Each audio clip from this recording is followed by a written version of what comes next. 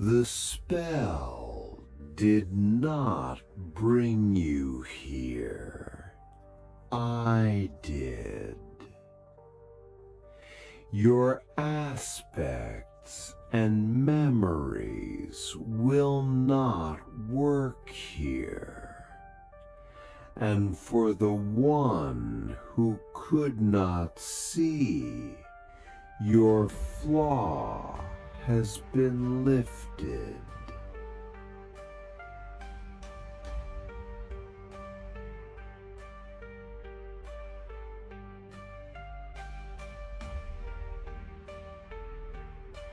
I summoned you all here for one purpose: to witness what your futures hold.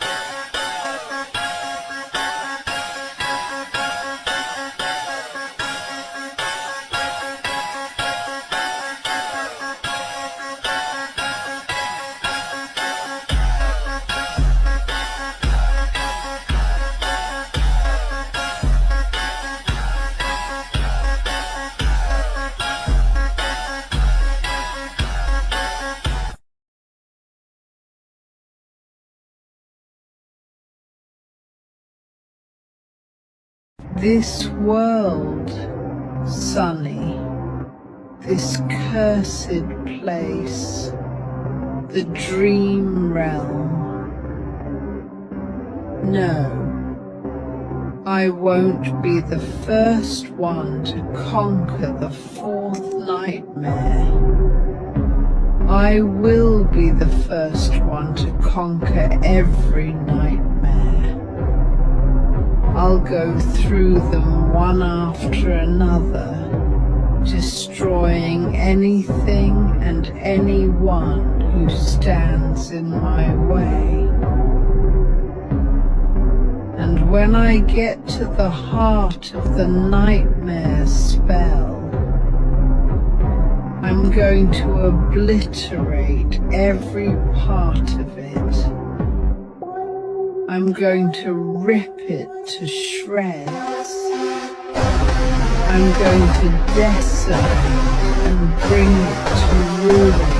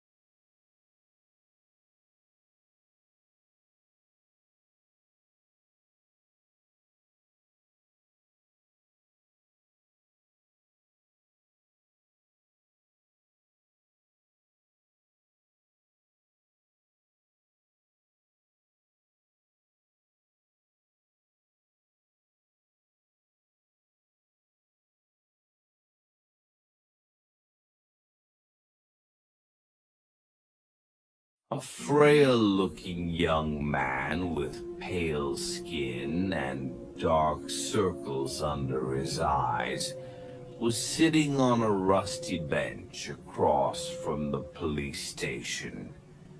He was cradling a cup of coffee in his hands. Not the cheap synthetic type slum rats like him had access to, but the real deal.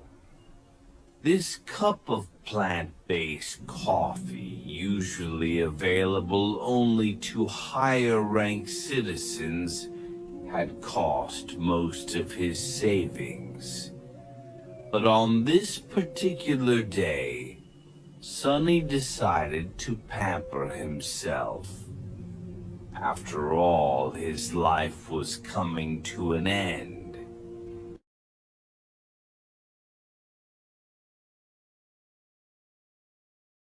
Sonny just got dragged into his first nightmare as a slave, and his runes read like a cosmic joke.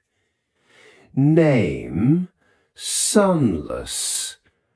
true name, none. Rank, aspirant. Soul core, dormant. Memories, none. Echoes, none. Attributes, fated. Mark of divinity, child of shadows. Aspect, temple slave, which translates to useless wretch with no skills worth mentioning. He's chained up in a slave caravan, dormant soul core and all, when an awakened tyrant decides to attack it.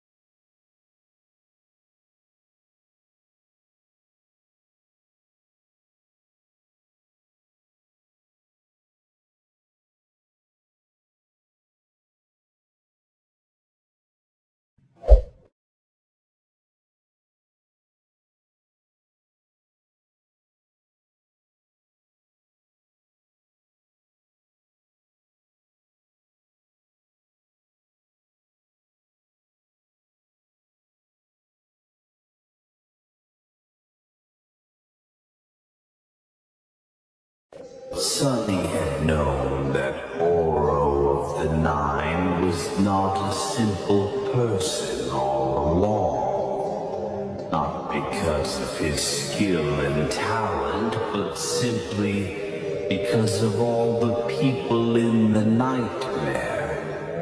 He was the only one whose name the spell remembered. That alone told Sunny that Oro was special.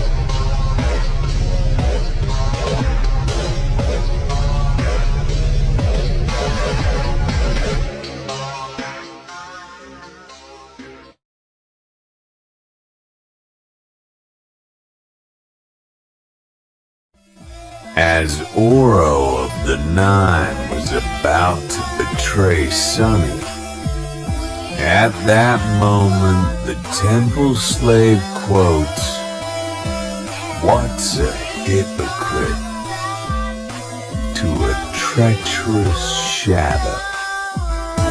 I really hate hypocrites like you the most. Why don't you be honest for once? Don't give me that crap. Just say it. I'm going to kill you because it's easy. I'm going to kill you because I want to survive.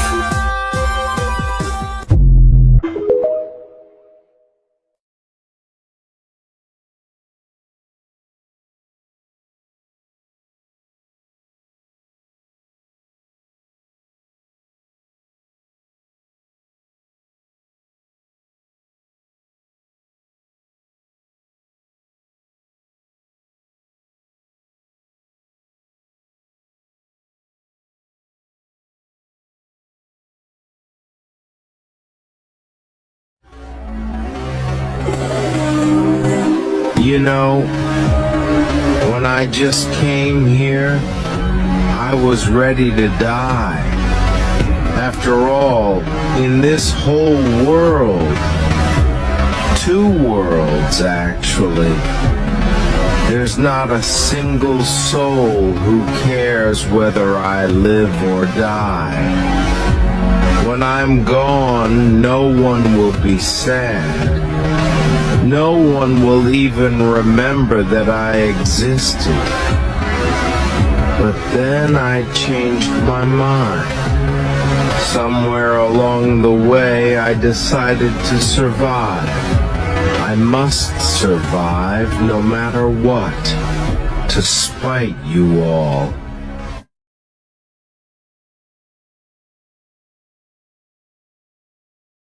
I thought that if I do it when you sleep, you won't have to suffer. The two of them banter back and forth some more until Oro finally readies himself to kill Sunny. But before he can make his move, Oro falls to the ground and vomits blood. It turns out that after the Mountain King's attack, Sunny was put in charge of gathering water.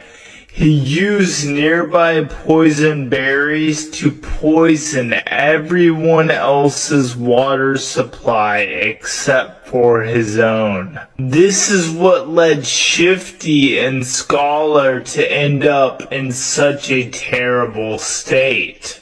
But unfortunately for Sunny, Oro was not a mundane human like the others. Instead, he was an awakened human who has a soul core unlocked. So Oro was left relatively unfazed, and he immediately gets upset and starts throwing hands, pushing Sunny against the wall. Sunny escapes out of the cave away from Oro, and Oro keeps shouting at him to stop and obey his command and just die. Meanwhile, Sunny summons his memory, Silver Bell, and gives it a ring.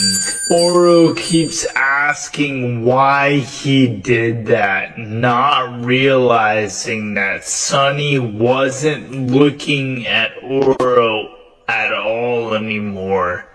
Instead, he was looking behind him. Oro realized what was happening, but way too late. He was grabbed by the Mountain King and they got into a desperate fight, but Oro's fate was sealed. Sunny didn't hesitate. He used Oro as a distraction and started running up the mountain. He made it to the very top where he found a ruined temple. He made his way inside and laid down on an altar, bleeding. The Mountain King showed up, and as he was about to kill Sunny, Sunny's blood sunk into the altar and it absorbed it,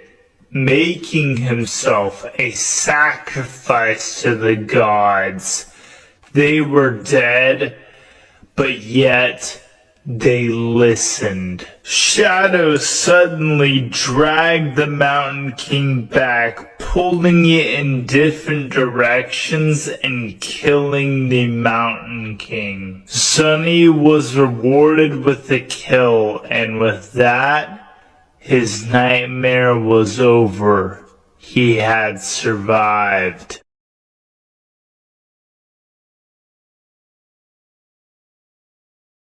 Prepare for appraisal. Aspirant, your trial is over.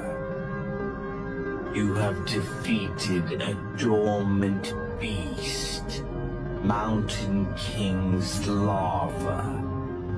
You have defeated 3 dormant humans, names unknown. You have defeated an awakened human, Oro of the Nine. You have defeated an awakened tyrant, Mountain King. You have received the Shadow God's blessing. You have achieved the impossible. Final appraisal. Glorious. Your treachery truly knows no bounds. You have been bestowed a true name. Lost from light. Dreamer Sunless, you have achieved the impossible. Final appraisal, glorious. Your treachery truly knows no bounds. You have been bestowed a true name. Lost from light.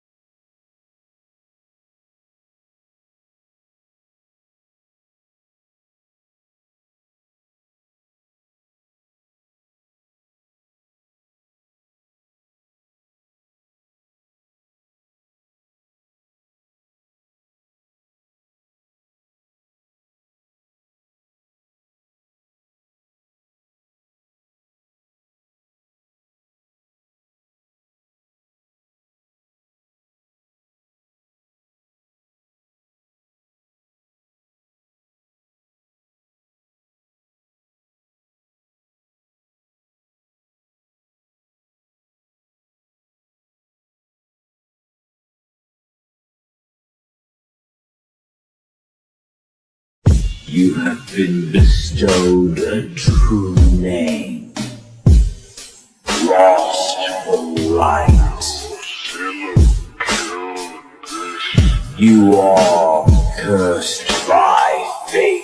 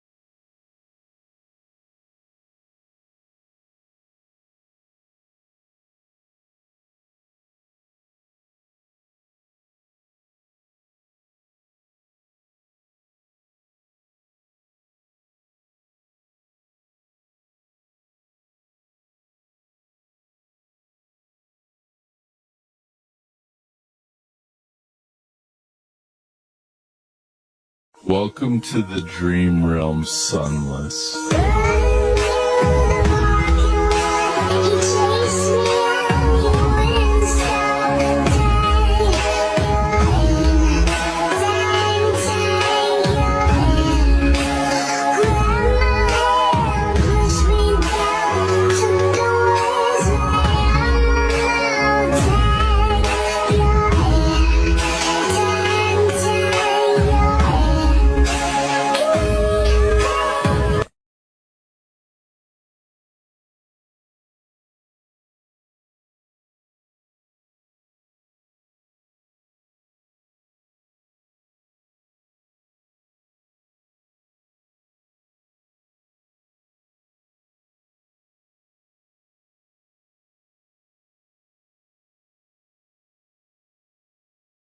Let's explain the Forgotten Shores and Shadow Slave. First of all, this was in the Dream Realm, and it mostly consisted of a crimson coral labyrinth, which was actually made of blood.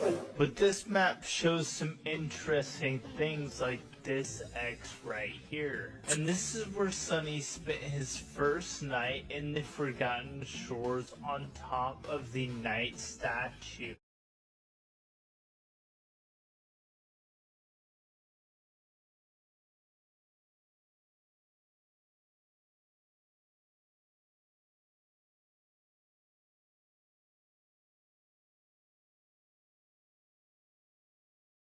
Knight statue. And around here is where he met up with Nithis and Cassie.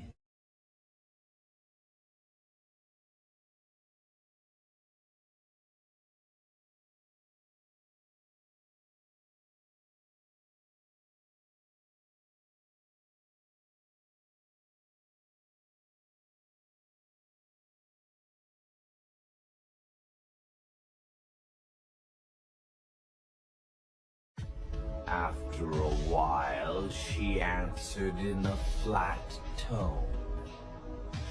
It's waving at us. After a whole minute of silence, Cassia finally found the words to react. What? I said it's waving. Yes, I know. I mean, why is it doing that? Nephis opened her mouth, then closed it again. I don't know. Maybe it's a distraction to lure us into a trap. At this point, Sunny decided that it was time to talk.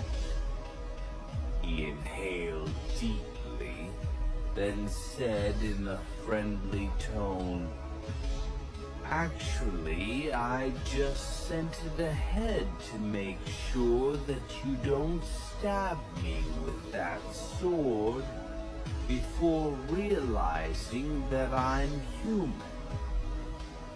Immediately, Nephis turned her head, pinpointing the exact location where Sunny was hiding in a blotch of shadows. Her sword slightly shifted, aiming at the new threat. If you're human, why are hiding in the shadows like a creep? Sunny choked, but his flaw was merciless. He had to provide an answer, and a truthful one at that. I mean, you're changing Star Nephis. To be honest, I'm a little afraid. Nephis did not answer. Because of her hard-to-read face, it was almost impossible to determine whether she believed him or not. However, he included her true name in his answer for a reason. If he was some monster pretending to be human, he wouldn't have known it. Luckily, Cassia was more expressive. "Are you the boy who sat with me in the cafeteria?" Sunny smiled. Meanwhile, Nephis glanced at the blind girl. Do you know him? Cassia nodded. I recognize his voice. His name is Sunless. He was in second to last place in the rankings, right above me. The tall girl frowned as if trying to remember. Then she asked, The pervert? The smile disappeared from Sunny's face, replaced by exasperation. "Oh, come on." Cassia hesitated and didn't answer. "Hey, I'm not really a pervert, you know. I just, said a few things to a few girls. It was all a misunderstanding." Nephis was silent for a few seconds and then, finally, dismissed her sword. Okay, you can come out.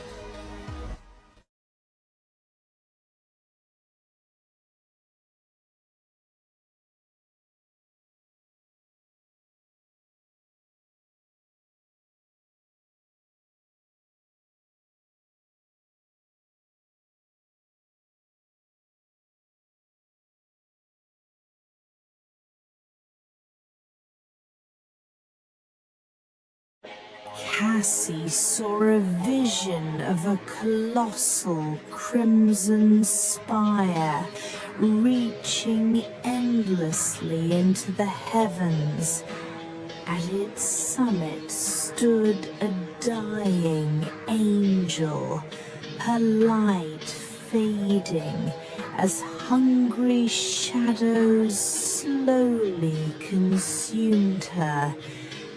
And when the angel bled, Cassie felt as though something beyond measure, something unimaginably precious, had been stolen from her grasp.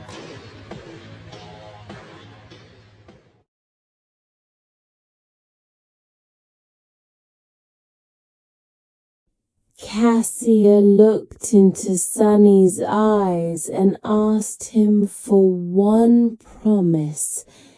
Can you promise that you'll take care of Neff, no matter what? For a moment, Sunny hesitated, but he couldn't make a promise he knew he might fail to keep. I can't. I can barely take care of myself.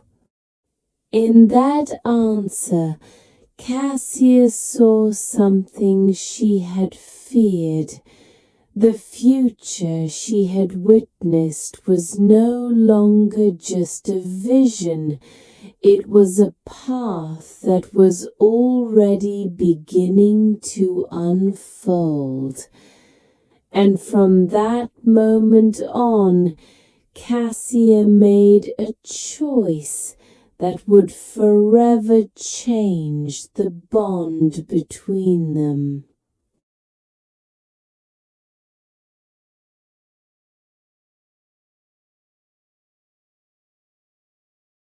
And the three of them traveled across the forgotten shores onto the Ashen Barrow, aka the soul-devouring tree.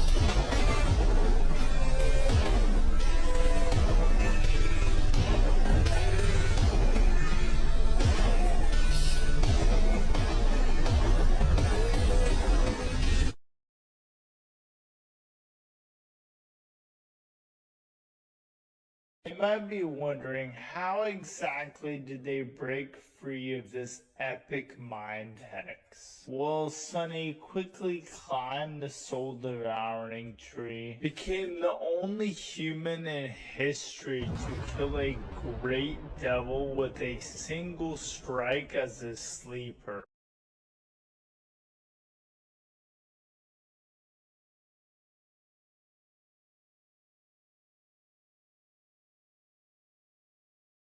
Silence. You have slain a great devil, vile thieving bird spawn. Your shadow grows stronger. You have received memory.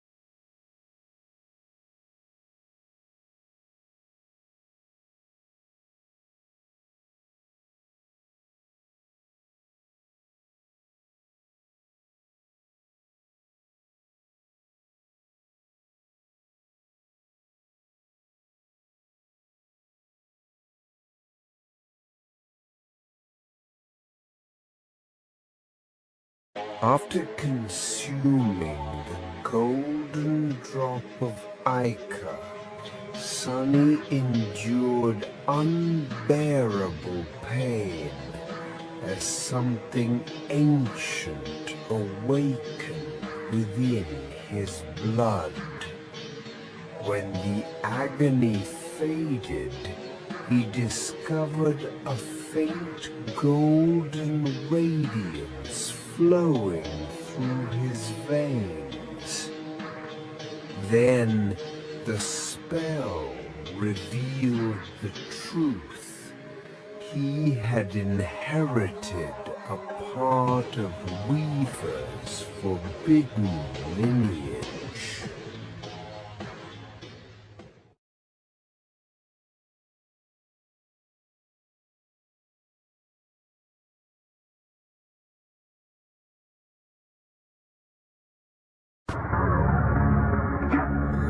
You believe in yourself. There were years you felt. Oh, I believed in myself. Can you see what I'm doing? Always so wise.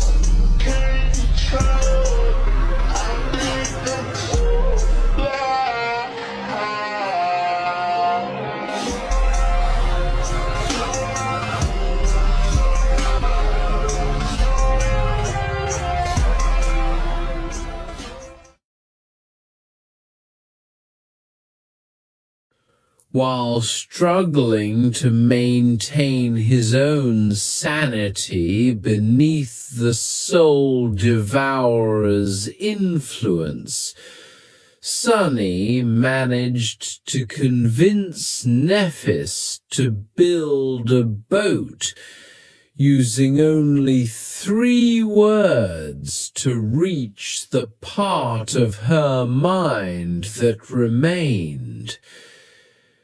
As Nephis's mind was consumed by the Soul Devourer's hex, Sunny uttered the names Aster, Song, Veil, piercing through the darkness and making her listen to him for a brief moment.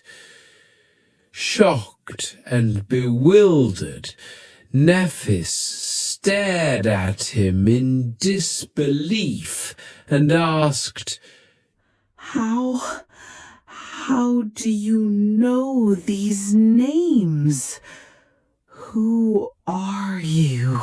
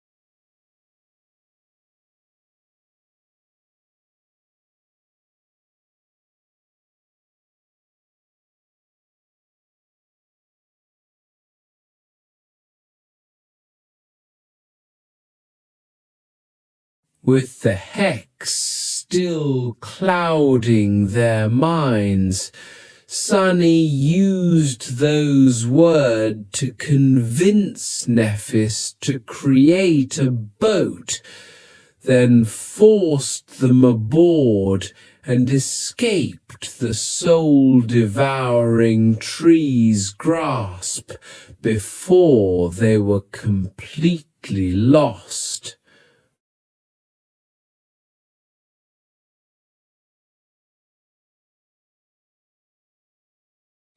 While sailing the black waters of the forgotten shore, disaster struck without warning. Monstrous tentacles erupted from the abyss, crushing their boat in an instant. Nephis was dragged beneath the waves by the nightmare creature. The dark sea swallowed everything. Alone in the black water, Sunny spotted a colossal stone hand rising above the waves, his one chance to survive. He swam toward it until he saw the shattered remains of their boat and realized he couldn't leave without at least trying to find Cassia. Or can I? His mind waged war against itself. Why don't you think about yourself for a second? Are you really going to risk your precious life on the off chance that this helpless girl is still alive? He hesitated. Admit it, she is nothing but a burden. You always knew that one day she was going to drag you down. Yes, he did. But what? You're going to die, fool. Turn around and flee now. Why was he even hesitating? This was his chance to escape. His only chance, perhaps. He had to survive. Feeling an almost unbearable feeling of regret filling his chest, Sunny slowly inhaled.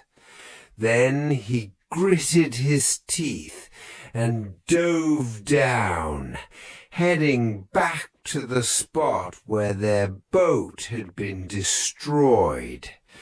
What are you doing? Have you lost your mind? He couldn't see in the black water, but his shadow sense was still somewhat effective. He had a chance to feel Cassia's presence, at least if she wasn't already dead and dragged to the bottom of this cursed abyss. You fool! How is she worth it? Why are you doing this? Grimacing, he forced his annoying inner voice to shut up. In his mind, the answer was clear. Because I want to.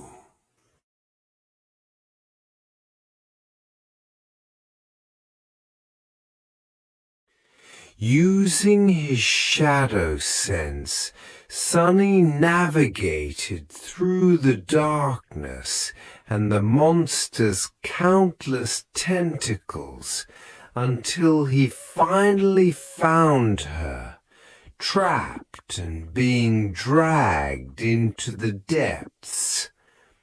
With no time to hesitate, Sunny fought back against the creature, cutting through the tentacle that held Cassia and freeing her from its grasp.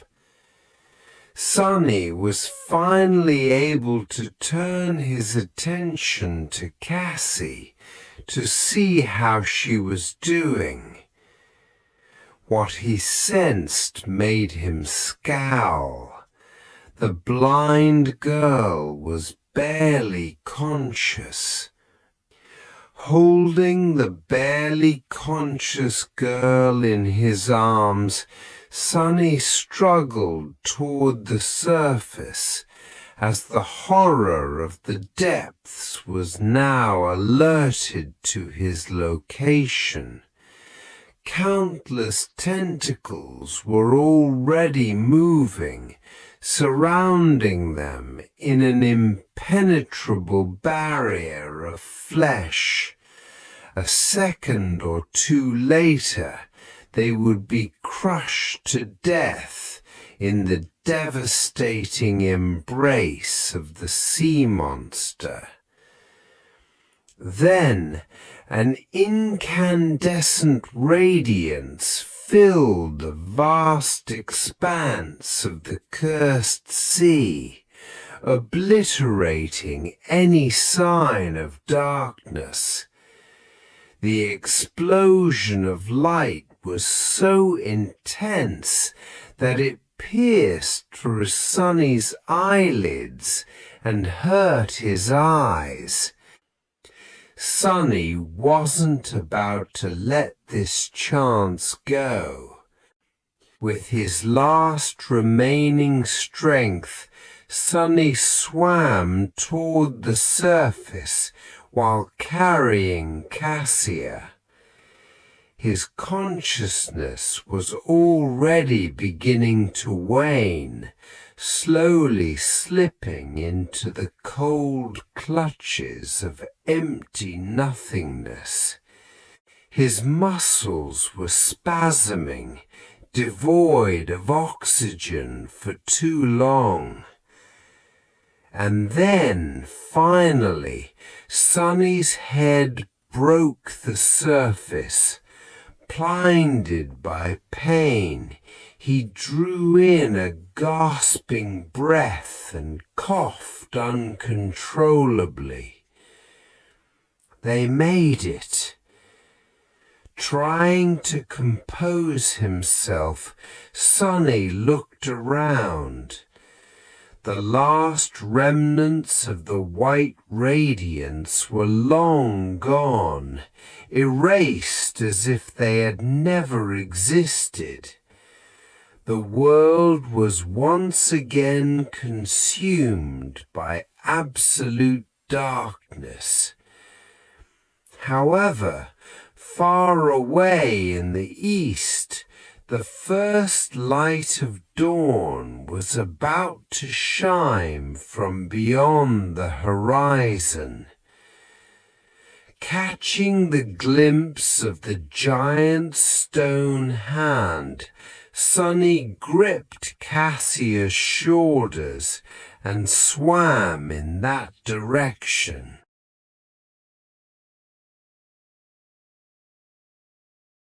After reaching the giant stone hand, Sonny and Cassia collapsed from exhaustion. Breaking the silence, Cassia quietly asked, "Sonny, where's Nev?"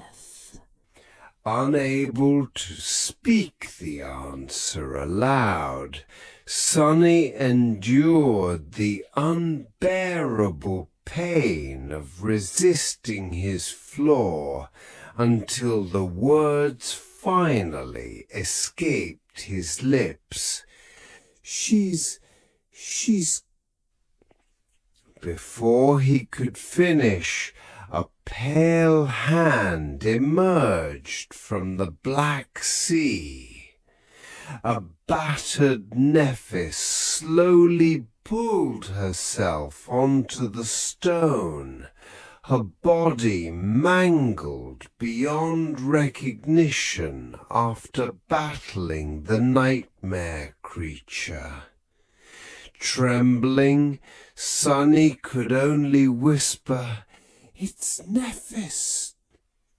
Moments later, white flames engulfed her broken body, healing wounds that should have been fatal. Then the last daughter of the Immortal Flame clan closed her eyes and fell to the ground, losing consciousness. Finally, the first rays of sunshine appeared from beyond the eastern horizon. The dawn was coming. Nephis had remained unconscious for an entire 2 days. On the 3rd day, she finally opened her eyes and slowly rose, looking around with subtle confusion. Her face, as usual, was calm and indifferent.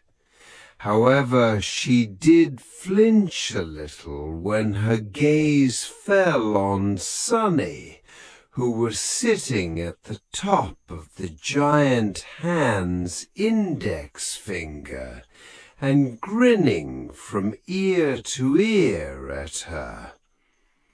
Frowning, Changing Star looked herself over, noticing the embarrassing gaps in her armor, and said, "Why are you smiling?" Sunny gave her a mischievous wink and shrugged. "Look behind you." Lingering for a few seconds, Neph sighed and turned around, wondering what it is that he wanted her to see. Behind her, a dark expanse of land was rising above the slope of the colossal crater, and on it a tall city wall built of grey polished stone was towering over the giant chasm of the abyss. It looked ancient, but still impenetrable, able to withstand the crushing pressure of the dark sea for 1,000 more years. They had made it. They had found the human castle.